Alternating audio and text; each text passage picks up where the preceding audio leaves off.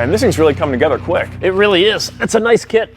Hey, welcome to Truck U. I'm Matt Steele. Hi, I'm Bruno Massel. Now, you caught us about halfway through, maybe a little bit more than halfway through. Today, we're working on this 2008 Chevy Silverado, and we're putting in this 6-inch suspension lift kit from Rough Country. This is a nice kit. We really like the way it's going together, and when it's all done, this truck is going to look fantastic. Now, one of the things we really like about it is the fact that it's bolts in for the most part. I mean, obviously, we had to take everything from the lower control arm down, off, and out of the way. One minor modification we had to do was this mounting bracket went into place here, like this, and what it did is it held this differential. So with the lift kit in place, we need to bring the differential down, so we cut it off, and then we had to do some modifying to this case here. Now, we didn't dig into the differential itself, we just cut off these cooling fins here to make sure that everything fit nicely.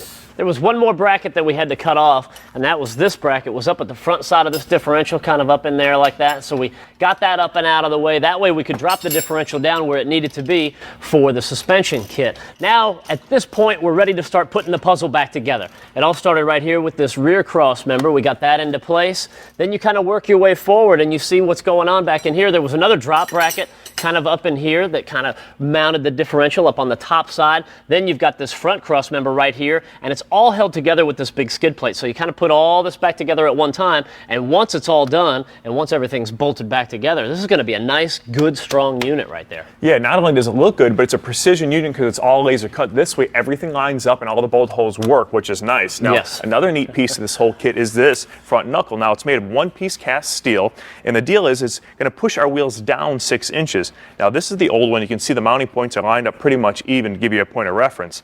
Now, what we're doing is pushing everything down 6 inches. Oh, I'll show you from here to here. You can see right there we're 6 inches down. By doing that, it picks the truck up 6 inches. So that's where our lift comes into play. Yeah, they're all CNC machines, so they're nice and precise, and these are another nice piece too. But before we get these back on, we need to get that lower control arm in place. Yeah, you're right. One thing nice about this whole suspension kit is not only is the truck going to look a lot better because it'll sit at a better stance, but it's going to give us the proper clearance we want to put these big 35-inch tires on it. Absolutely. Now we'll get that in there, slide that up.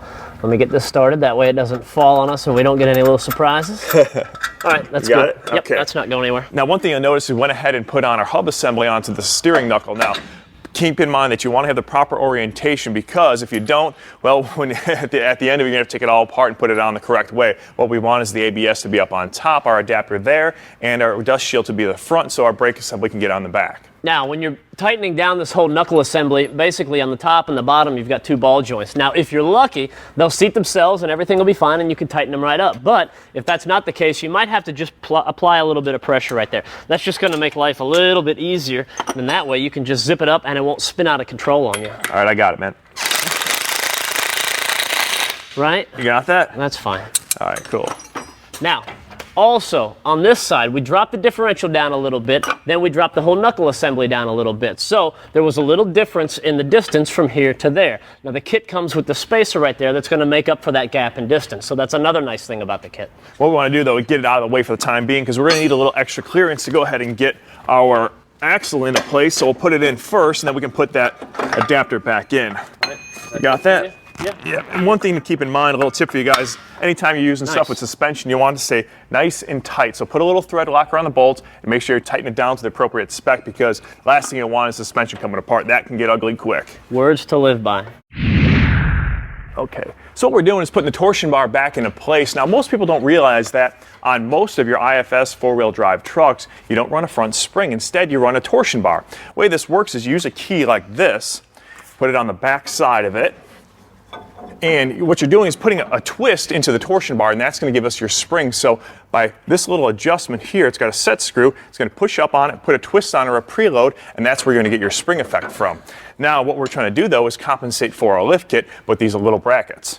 Exactly. What we're trying to do is maintain the factory geometry and the factory ride. That way it's going to be nice and comfortable going down the road when we're sitting on the bigger tires. Now we've already dropped the whole front down a couple inches, so we need to drop everything back down a couple inches back here as well. Now when we started tearing everything out of here and taking things apart, we were very careful to mark a couple things. Most notably right here, we wanted to mark this where these torsion bars went in. We marked that with some white grease pen right there. We also marked it on the back because there's a slot or a groove right back here, which we marked. That way when this all goes back together, we know where to set this. So we know that everything's going to go back where it needs to go. Yep.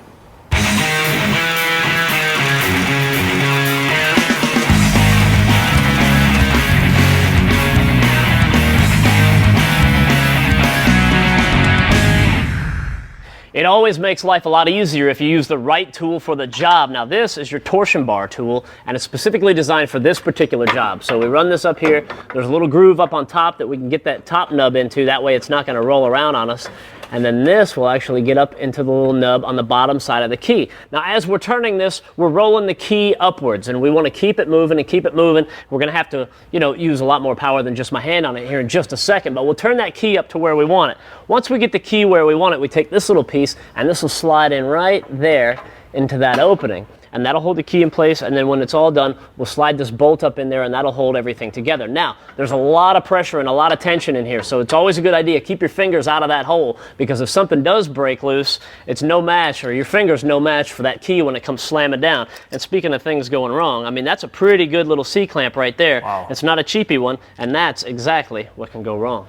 Now, if you peel back to the back of the truck, you can see that things get a lot easier back here. All we have to do is put in this 4-inch lift block underneath this leaf spring. Now, keep in mind, these Chevy trucks come with a bit of a rake to them where the back's 2 inches higher than the front. That's how they come from the factory. So 4 inches in the back will even out this truck with 6 inches up in the front. It's really that easy. We're about done with our rough country lift kit.